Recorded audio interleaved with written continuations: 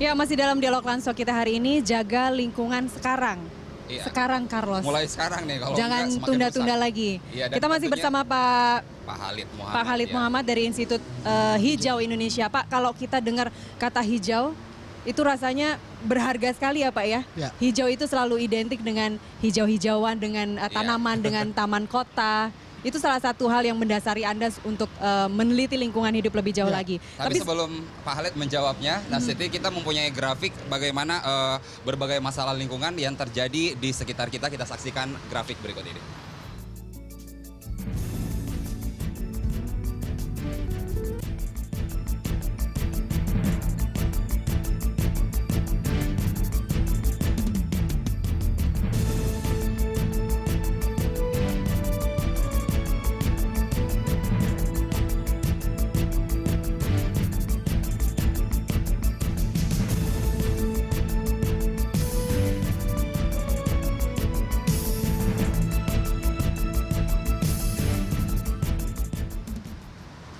Banyak ya masalah. Banyak masalah, banget. Tapi lingkungan sebenarnya ini. undang-undang dan peraturan pemerintah yang mendasari pengelolaan limbah, kemudian perubahan cuaca juga ya Pak ya, itu sudah ada ya, sudah banyak yang mengaturnya. Kalau undang-undang dan peraturan-peraturannya banyak sekali. Dan udah cukup baik. Ya. Kalau cukup baik, kenapa masih banyak terjadi kerusakan-kerusakan lingkungan seperti yang terjadi saat ini Pak? Jadi gini, isu lingkungan hidup itu isu yang sangat politis. Kadang orang menganggap bahwa kok lingkungan hidup kaitannya dengan politik, seperti apa sih? Yang perlu diingat, misalnya siapa saja yang berkontribusi terhadap kerusakan lingkungan hidup. Yang berkontribusi terhadap kerusakan lingkungan hidup ketika bicara soal bentang alam, itu adalah mereka yang punya kepentingan untuk merubah bentang alam. Siapakah mereka itu? Perusahaan-perusahaan kelapa sawit, perusahaan pertambangan, perusahaan banyak sekali perusahaan-perusahaan yang lain. Begitupun dengan di laut yang buka tambak dan seterusnya. Begitu diperiksa lagi, misalnya dalam konteks industri kehutanan, berapa banyak sih mereka? Mereka menguasai sekitar 40 jutaan hektar. Ya. Tapi jumlah mereka itu sekitar 300 perusahaan saja. Apakah itu kemudian Pak yang kita tahu bahwa dalam forum kecil nasional ataupun internasional kemudian agak sulit mencapai persepsi yang sama untuk kemudian bahwa misalnya penurunan emisi karbon seperti apa yang harus kita capai dalam urusan bersama pemanasan global misalnya. Pasti. Di dalam negeri saja, nanti saya akan masuk ke internasional. Di dalam negeri saja misalnya, ketika hendak membicarakan satu kebijakan tertentu, itu para pemegang otoritas ekonomi sangat dekat dengan pemegang otoritas politik atau bahkan orang yang sama. Sehingga keputusan-keputusan politik yang diambil itu selalu didasarkan kepada kepentingan ekonomi. Apakah kepentingan ekonomi mayoritas? Saya jawab enggak. Lebih kepada kepentingan korporasi tadi yang penyebab kerusakan. Begitupun di tingkat internasional.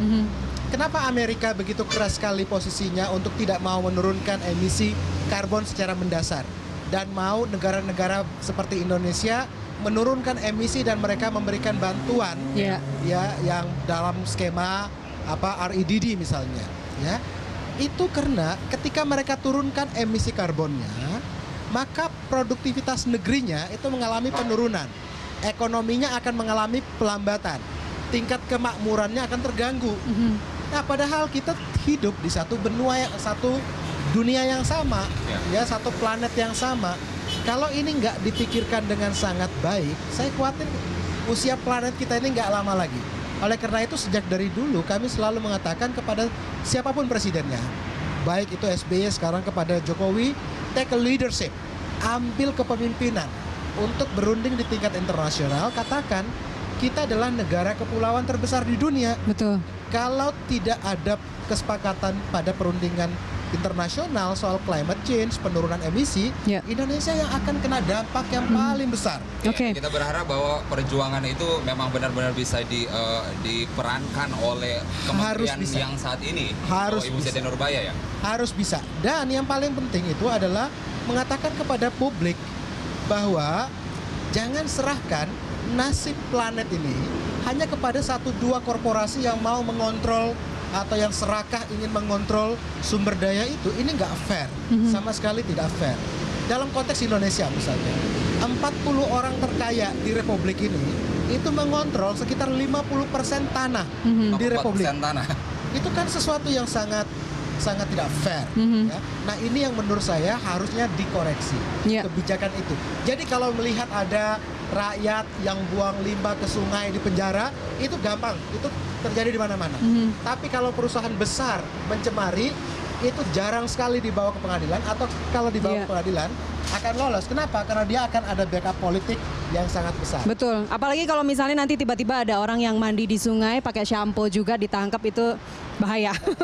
Itu sangat parah. Menjaga lingkungan dari sekarang itu bukan persoalan hal-hal yang kecil juga ya sebenarnya, tapi hal yang besar juga. Nah, tadi kalau Bapak menyebutkan mengenai jika dibiarkan terus-menerus seperti ini, kondisi lingkungan kita tidak akan bertahan lama. Kita nggak usah mikir terlalu buruk begitu ya. Apa yang bisa kita lakukan saat ini, Pak, untuk menjaga lingkungan? Banyak sekali.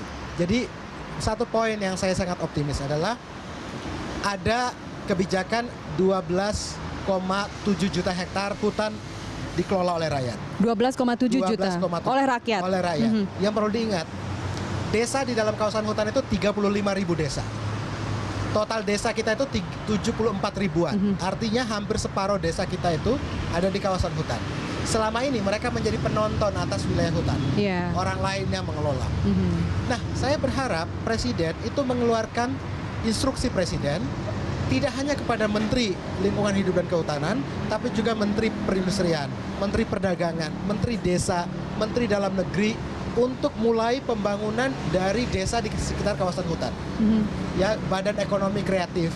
Sehingga kalau ini difasilitasi dengan baik, pertumbuhan ekonomi di desa itu bisa berlipat kali terjadi.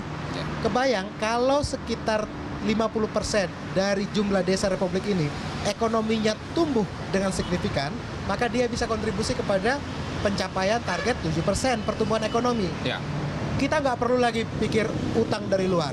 Rakyat jadi pelaku utama, maka dia akan selaras alam, ekonomi akan tumbuh, rakyat akan sejahtera, negara hadir sesuai dengan nawacita.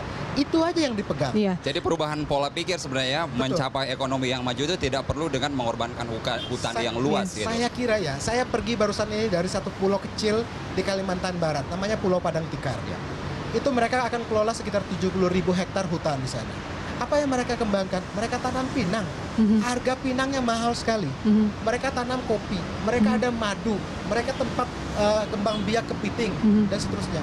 Kalau dihitung kontribusi mereka dibanding dengan penebangan kayu, jauh lebih besar yang mereka kontribusikan daripada perusahaan yang nebang kayu itu. Tapi apakah tanah yang dimaksud atau lahan yang dimaksud tadi sesuai untuk diterapkan misalnya di Sulawesi kah atau di... Saya kira seluruh wilayah itu sesuai dikelola oleh rakyat, karena rakyat mengelolanya bukan untuk menebang, tapi mengembangkan hasil hutan non kayu. Ada obat-obatan di dalamnya untuk kebutuhan farmasi. Nilainya sangat luar biasa. Asal bisa segera kita patenkan, misalnya ya, pasak banyak sekali. Nah, ini yang belum dilihat dengan dalam. Kenapa? Karena selama ini yang paling mudah dilihat adalah yang praktis, tebang kayu, kirim kayu, datang duit. Tapi mungkin itu yang lebih menguntungkan, Pak. Dan lebih cepat begitu ya? Dari segi cepat iya, tapi dari segi menguntungkannya belum tentu. Karena hasil hutan non kayu jauh lebih signifikan.